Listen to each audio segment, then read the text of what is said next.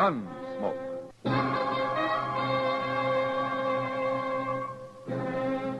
Around Dodge City and in the territory on West, there's just one way to handle the killers and the spoilers, and that's with a U.S. Marshal and the smell of Gunsmoke.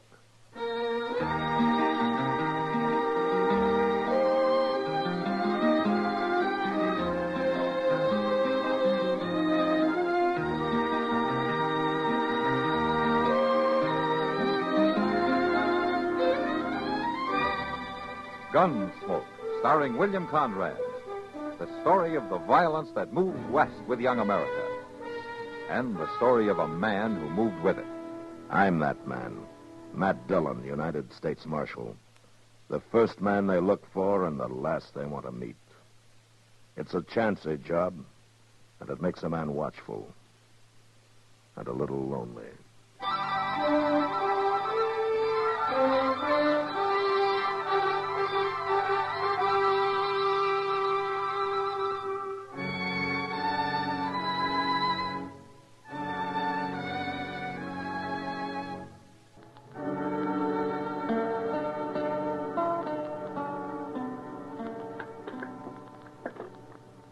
Mr. Dillon, you want another cup of coffee? No, I don't think so, Chester. I'll just pour out another little swaller for me. And Mr. Dillon, come here and look out this window. What? Yeah, but for gracious sakes, come here. What are you talking about? Oh, my goodness, look at that. Come here. Chester, what's the matter with you? She's coming here, Mr. Dillon. Who's coming here? I don't know, but she is the prettiest girl I ever seen in all my life. Why, she just can't be real. She is the one prettiest girl I ever... Good morning, gentlemen. Good morning, ma'am. Won't you come in? Thank you, sir. Would one of you gentlemen be the United States Marshal here? Yes, ma'am, I am. Matt Dillon. Is there anything I can do for you? Well, my name is Coleen Tawny, Marshal Dillon. And I've got the most terrible, awful trouble you ever heard of. Oh? Well, would you like to sit down and tell me about it? Well, that's mighty kind of you, Marshal. Here, take this chair, Miss Colleen. Let me dust it off a little bad for you. But, I'm right obliged to you, Mr... Chester Wesley Proud. How do you do, ma'am? I'm proud to make your acquaintance, Mr. Chester. There you are. Thank you. I just love people. They're always so nice to you. Except that... Oh, You, mentioned some kind of trouble? I'm an orphan, Marshal Dillon. All alone in this world. Oh? I was brought up by a dear old aunt, mostly in the South. But then she took me to San Francisco. And last month she passed away. Oh, that's too bad, Miss Tawny. Coleen. Just about everybody calls me Coleen. It's kind of Irish, I reckon. Though I'm more Southern than most anything else. You are? I came from San Francisco on the stagecoach. And I had just enough money to get me to my kinfolks down south. If I got any kinfolks anymore. And I could just kill whoever done it, Marshal Dillon. Whoever did what, ma'am? What took all my money? I put my pocketbook on that baggage truck just for a minute. Over at the depot it was. People are always so nice to you. You just don't think. Somebody robbed you, is that it? Every living cent I had in this world. Why, I'm a pauper, Marshal Dillon. I'm destitute. Oh, well, can I fetch you a dipper of water or something, Miss Colleen? I'm all alone without nobody to turn to, no, even a roof over my head or anything to eat or anything. Oh, well, now, it's not as bad as all that, ma'am. It's not? Really? Well, I think we can fix you up with a room over at the Dodge House for a few days. You could? Well, by that time, something may turn up. Maybe we can get your money back. Really? Would you like a dipper of water, Miss Colleen? I knew the minute I walked in that door you'd help me. Miss Colleen, would you like a No, dipper of thank water? you, Mr. Chester. I just knew if I told you. My troubles, Marshal Dillon, you just make everything all right again. Oh, you don't have to worry about a thing. I'll arrange with Mr. Doby over at the Dodge House. Well, good morning, all. Oh, yes, it was a mighty fine morning, too. Well, I didn't know you had company, man. This is Dr. Adams, Miss Coleen Tawny. Well, I'm pleased to meet you, miss. Are you a real doctor, a physician? Oh, yes, indeed, young lady. My goodness. Welcome to Dodge City. And if you want me for anything, my office is just upstairs. Doc. You know, medical examination, diagnosis, treatment, services, medicine, drugs, anything you need. And I won't charge you a cent. Person has to look after his health, you know. Chester, would you take Miss Tony over to the Dodge house? I'd be glad to, Mr. Dillon. This way, ma'am. Oh, you're all just so nice. I think people are just wonderful. I'll be in touch with you, ma'am. I sure do hope so. Bye. Goodbye. Well, Doc, there goes trouble. Trouble? A girl who looks like that? Why, Matt, she's like a dream in spring. She's as wide-eyed and helpless as a newborn baby. Yeah, Doc, that's exactly what I mean.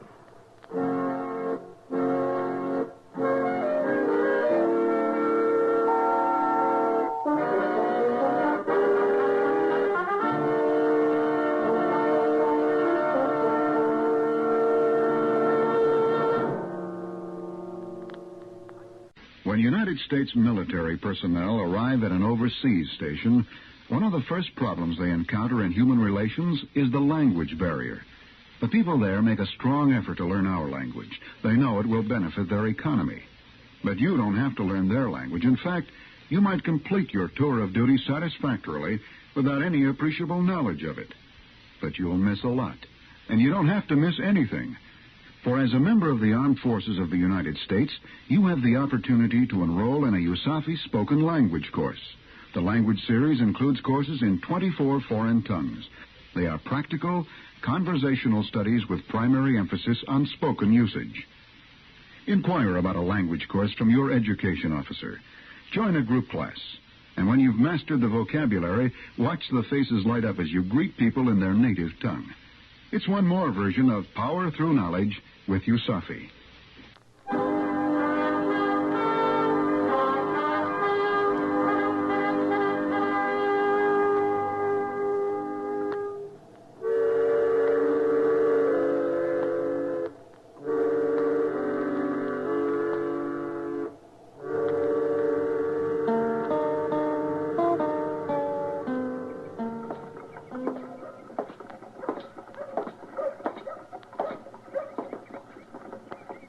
Huh.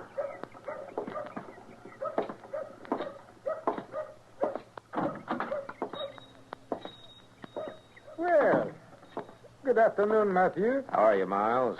Something I can do for you, is there? Oh, no, I was just passing by and I saw Chester back there. Looks like he's stocking up for a trip or something.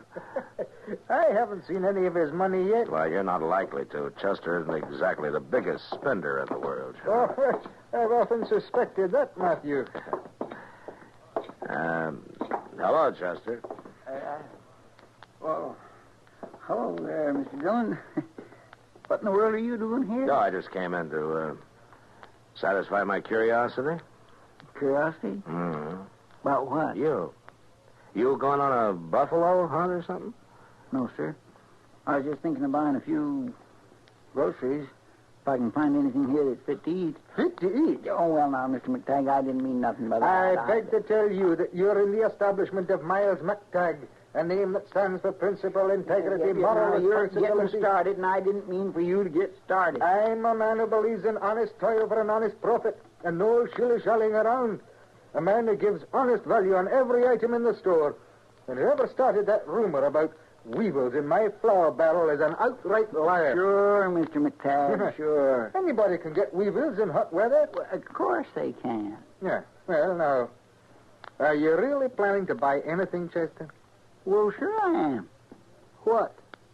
Well, whatever somebody could use if they're not set up to cook, if they're just living in one room. Well, a few pounds of beans and some cracklings ought to do it. Well, sure, for a mule skinner. I need something better than that. What's the matter with all this stuff you already got picked out, Chester? Well, now, sir, that's kind of what I had in mind. No? Beans and cracklings ain't fit for a lady. A lady? Ah, so that's it.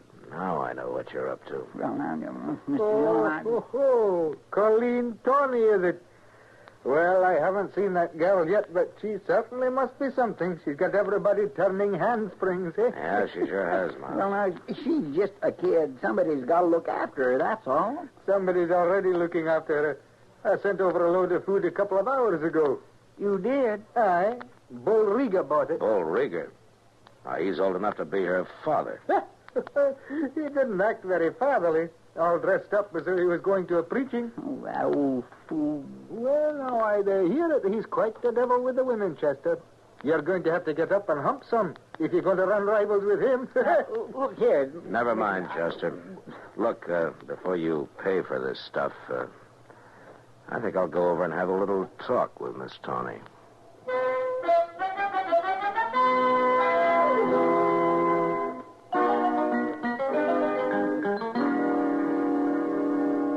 Oh, my goodness. Oh, I'm just sure you must be mistaken, Marshal Dillon.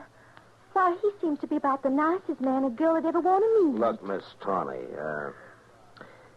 you're young, and I've known Bull Rieger for a long time. He's a rough, tough, hard-living old devil, and he's just no kind of a man a young girl ought to associate with, that's all. Oh, my dear aunt always said, rest her soul, that innocence is its own defense. Yeah, but your aunt never met Bull Rieger. Now, Marshal Dillon, Mr. Rieger is just being kind and helpful, just like you are. Yeah, sure. Everybody's been so nice and thoughtful. Mr. Chester's already been by 3 times today. Doc was here, That too. old goat here, too? He took my temperature and my pulse and said I was just fine as far as he could tell. Yeah, And well, Mr. look... Rieger just insisted on helping me. He said he had a little old empty house up the street. yeah, that would be the old Sackler place. Well, he said I could just live in it for nothing as long as I pleased. And, of course, I told him I wouldn't think of such a thing. Well, good. And then he said he'd give me the house. Give it to you? Mm-hmm. That's exactly what I've done. Don't you know how to knock, Rieger? Not when the door's open, Marshal. Well, I went and done it, little lady. Got it drawn up all proper and legal over at the bank. There's the deed. Ah, Mr. Rieger. The house is yours. Lock, stock, and barrel. No strings on it. You can move in right now if you're a mind to. Isn't it wonderful, Marshal Dillon? Yeah, it's great. Well, I'm just going to sit right down and read this little old paper right through. Rieger, would you come out into the hall for a minute? I'd like to talk to you.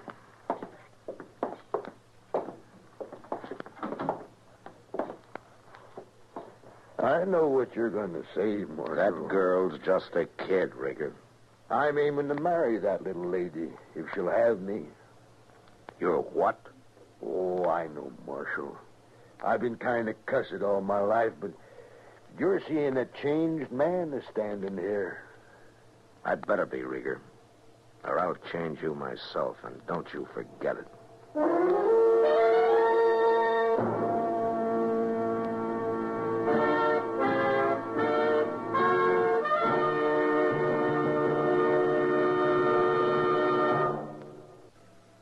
Another visit with Joe and Daphne Forsythe. Joe, honey. Uh-huh. Joe, darling, put down the paper. I've got something important to ask you. Okay. Joe, All right, what? how many savings bonds do we have? What kind of a question is that? A good one. How many? I'm not sure. I'd have to count. And I'm reading the paper. Now, what do you want to know for? Have we got enough to make things comfortable for us? Very comfortable. That's why I buy on a payroll savings plan. Up on the month will give us quite a nest egg for the future. Enough for a college education? Eventually. But who's going to college? Our children, silly. We don't have any yet. Oh? What do you mean? Oh? Better buy some more bonds, honey. Daphne, you mean... We've got a new investment. How about that?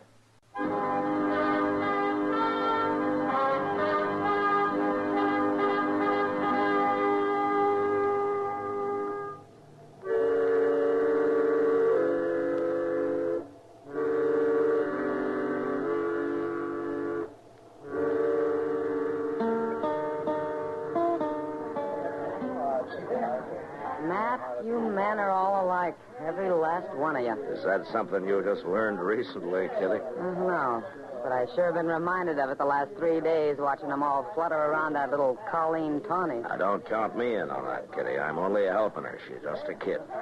Well, she's done pretty well for just a kid. Flat broke 3 days ago. Now she's got a house of her own, enough food to last her a month. Well, Kitty. Chester runs over there 3 and 4 times a day with something else for her to eat. Doc stops by morning and night to check on her They health. feel sorry for her, Kitty. She's an orphan. She probably drowned her parents. Now, Kitty. Matt, I know these helpless little southern belles, especially the big green-eyed kind. Sam will never hire one here in the Long Branch, and I go right along with him. But why? Because all she has to do is bat those long eyelashes, and men will start killing one another over her. Kitty, I've already told you no matter what I think, it's my job to protect her. Protect her. Look, Matt, do you think they put bars on a tiger's cage to protect the tiger? Oh, Kitty. All right, Matt. Oh, shut up. But I just hope you're all still on your feet when the smoke finally clears.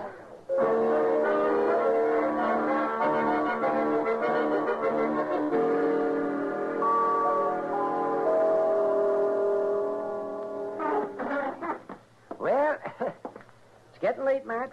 Yeah, that's right, Doc. It's getting Guess I late. better be running along. Won't do you any good, though, Doc. Bull Rieger's calling on her. He's been over there all evening. He has? Uh-huh. Chester's hanging around outside in case she needs help, as he puts it. I can't find that she's more likely will, too, with that ruffian in the house. She ought to have a cultured man, I guess. Nice and refined. You happen to know anybody like that, Doc? Well, yes, I do. I've been kind of thinking some the last few days. Forget it. You're old enough to be her grandfather. But in Europe, they don't look at it like that. They're civilized. Yeah, but this happens to be Dodge City, Doc. Oh, well, at least a man can dream. Yeah, I guess so. I'm just talking, man. I just like sitting and looking at her. You and Chester both. That Bull Rieger, though. I do believe he's real serious. Well, he sure acts like it. All right, Marshal, where is she? What have you done with her? What's the trouble, Rieger? Well, she's gone. That's the trouble. Yeah. Bag and baggage, and you had something to do with Oh, it. now, wait a minute. She is gone, Mr. Dillon. And she's took all her belongings. I went in the house and looked. Oh? She must have snuck out the back way. I was right out there in front the whole time. Were you out in front, too? Well, we was sitting and talking, and I was teaching her draw poker, and I reckon I must have dozed off for a minute. Drunk, more than likely. Never you mind, Doc. I got the stomach for a fair amount of liquor, but she just kept filling up my glass. So you taught her draw poker, huh? How much did you lose, Rieger? About $100, as far as I could tell, but how'd you know I lost? That's pretty easy. You mean you reckon she was cheating, Marshal? Huh? You were there. But I wasn't paying no attention. I figured it was just a joke, sort of. I kept plaguing her to marry me, and she was wearing a real pretty lacy thing. And you paid too much for it, Rieger. Oh, come on in, Miles. It's open house. I could have sold you one of them house robes for half the price. Well, never mind that now. You got to do something, Marshal. You got to find her. She left town on the 10 o'clock train. Are you sure of that, Miles? I walked her to the station. Fine young woman. I'm real glad I didn't meet her any sooner. I might have cut up as crazy as Rieger here. Marshal, you got to send a wire. Have her took off the train. Are you willing to go into court, Rieger, and tell what happened? Yes, I sure am, Marshal. I'd go in. No, I'd be laughing the stock of the country. All right. At least she couldn't take the house with her. No, and the mighty lucky thing for me, she couldn't. What do you mean? She sold it to me. Signed over the deed and everything. $600 cash. What? Woody? It's worth $1,000. Aye, that's about what I figured it at. Marshal, I'm sorry, Rieger, but you gave it to her. No strings. Now, if she wanted to sell it to Miles, she had a legal right to. If I get my hands on that girl, so help me, I'll... You won't do anything, Rieger. Nobody will. We've all been outsmarted. And there's nothing we can do about it but just sit still and keep our mouth shut. Yeah, but I'd... Doc's right. You forget it, Rigger. You can afford it. Well, at least we've learned one thing from all this. What's that? It's like a friend of mine said to me last night. They don't put bars on a tiger's cage to protect the tiger.